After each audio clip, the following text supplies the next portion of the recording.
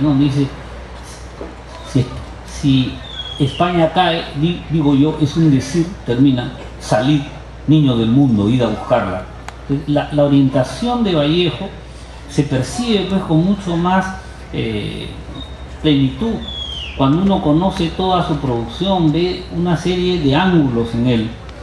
Pero aparte de que Raúl Hernández Novas está teniendo en cuenta estos poemas que Vallejo no recoge en sus poemarios, Raúl Hernández Novas, siguiendo también una buena tradición crítica, recoge los poemas que han aparecido dentro de Los Heraldos Negros y de Trilce con las variantes que existen. ¿A qué me refiero? Algunos de estos poemas Vallejo los dio a conocer en diarios y revistas y después, corregidos con modificaciones, aparecen en Los Heraldos Negros o aparecen en Trilce.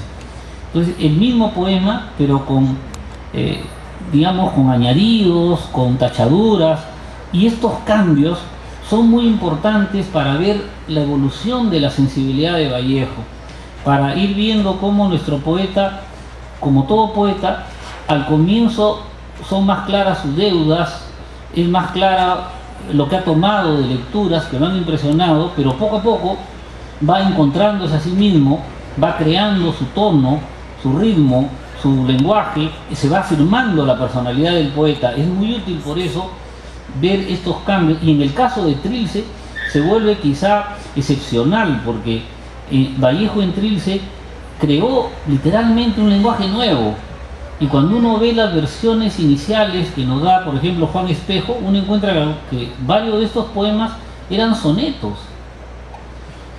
y después Vallejo ha dinamitado el soneto.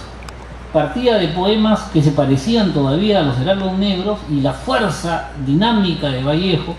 Entonces ese proceso de encontrar su lenguaje, lo mismo pasa, no sé si ustedes han tenido oportunidad de ver los originales a máquina de casi todos los poemas llamados poemas humanos o de España, y uno ve cómo esos originales mecanografiados están profusamente tachados, corregidos, y entonces ver los cambios también, porque Vallejo en la etapa de poemas humanos también inventó otro lenguaje, ¿no? Vallejo inventa dos lenguajes, el de Trilce y el lenguaje más bien dialéctico, propio de su sensibilidad marxista en la época de poemas humanos y de España Partamistecales. Entonces, cuando alguien como Raúl Hernández Novas recoge las primeras versiones, las correcciones, uno puede notar la extraordinaria fuerza de Vallejo para volver a un poema, y este poema alcanza una expresividad distinta. Vamos a ver un ejemplo de uno de los poemas más famosos de Vallejo, que varios de ustedes seguro se lo saben de memoria y que aquí el amigo lo canta perfecto. Es el poema Los Heraldos Negros.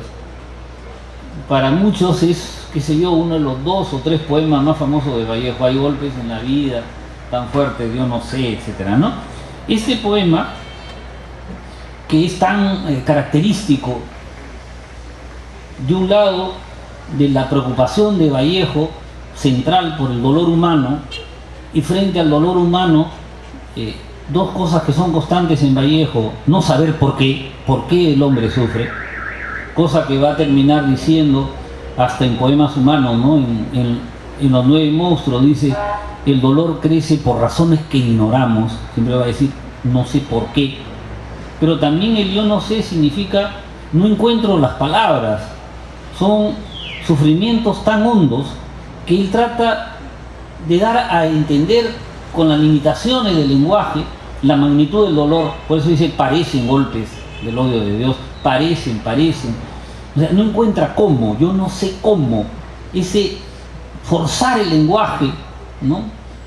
Tratar de que el lenguaje esté a la altura del dolor humano, son obsesiones constantes en la obra de Vallejo. Por eso ese poema, que da título al primer poemario, nos impresiona, porque ya está ahí este joven escritor recogiendo algo central.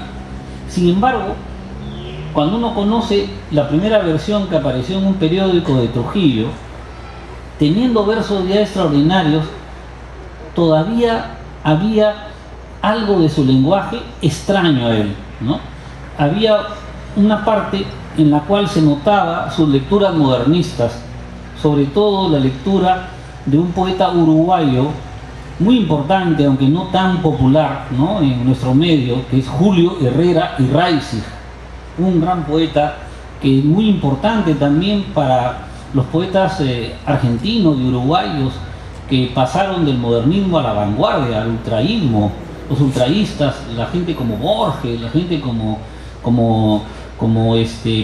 Oliverio Girondo, como Marechal, reconocen en Herrera y Raicig un antecedente con su lujo metafórico.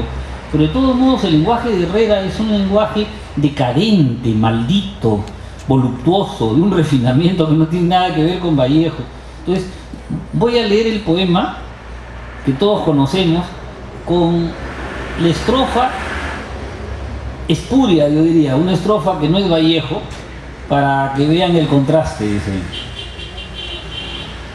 hay golpes en la vida tan fuertes, yo no sé, golpes como del odio de Dios, como si ante ellos la resaca de todo lo sufrido se imposara en el alma. Yo no sé, son pocos, pero son. Abren zanjas oscuras en el rostro más fiero y en el lomo más fuerte. ¿Serán tal vez los potros de bárbaros Atilas? ¿O los serán los negros que nos mandan la muerte? Son las caídas hondas de los Cristos del alma, de alguna fe adorable que el destino blasfema. Son esos rudos golpes, las explosiones súbitas de alguna almohada de oro que funde un sol maligno. Paso. Así decía. Son esos rudos golpes, las explosiones súbitas de alguna almohada de oro que funde un sol maligno. El sol es un maldito, parece que... No, parece un Baudelaire que está con su sueño de opio, qué sé yo. El sol se está poniendo en el atardecer y un sol maligno funde las nubes como si fueran almohadones de oro, y los colores del crepúsculo, explosiones súbitas. Ese lenguaje chirriante, neurasténico, lo llamaba Herrera y Raicig, pero que es tan ajeno a la sensibilidad más bien identificada con la vida cotidiana, con los problemas de todos, sin ese malditismo que es propio de Vallejo. Todos sabemos cómo lo botó y puso. Esos golpes sangrientos son las crepitaciones de algún pan que en la puerta del horno se nos quema, ¿no? Entonces, la distancia entre decir almohadones de oro que funde un sol maligno y una expresión que brota del lenguaje cotidiano, ¿no? El pan que en la puerta del horno se quema, es una frase, y ponerla para reflejar esa angustia que tiene el ser humano, que las cosas se echan a perder cuando estaban a punto, ¿ya? ¿No? Un tema tan vallejiano, un tema en el cual, como dice la Cena Miserable, ¿hasta cuándo estaremos esperando lo que no se nos debe, lo que nunca llega, lo que no llega porque no se nos debe, ¿no? Y uno siempre se queda, como han dicho algunos psicólogos, tiene el complejo de Tántalo, como el mito griego de Tántalo, que nunca puede beber, nunca puede comer, siempre se le escapa. Siempre cuando las cosas se quedan en la víspera, una cosa tan vallejiana, y además con una palabra que se vuelve formidable en todo el libro, que es el pan que va a repercutir en un montón de poemas. Entonces uno siente que Vallejo ha salvado este texto, se ha apoderado del texto y ha ido desarrollando su propio lenguaje. Eso es lo útil de ir leyendo en la edición que han publicado, que ha hecho Hernández Novas. Uno puede ver en varios casos que yo no sé si, bueno, soy tan vallejiano que podría decir el 100%, pero por lo menos el 99% de los casos Vallejo, al corregir, mejor el texto. No lo malogra, ¿no? Vallejo lo explota mucho mejor y va creando su ritmo. Entonces es bien interesante manejar los poemas con los cambios, con las notas, la información, que van a encontrar.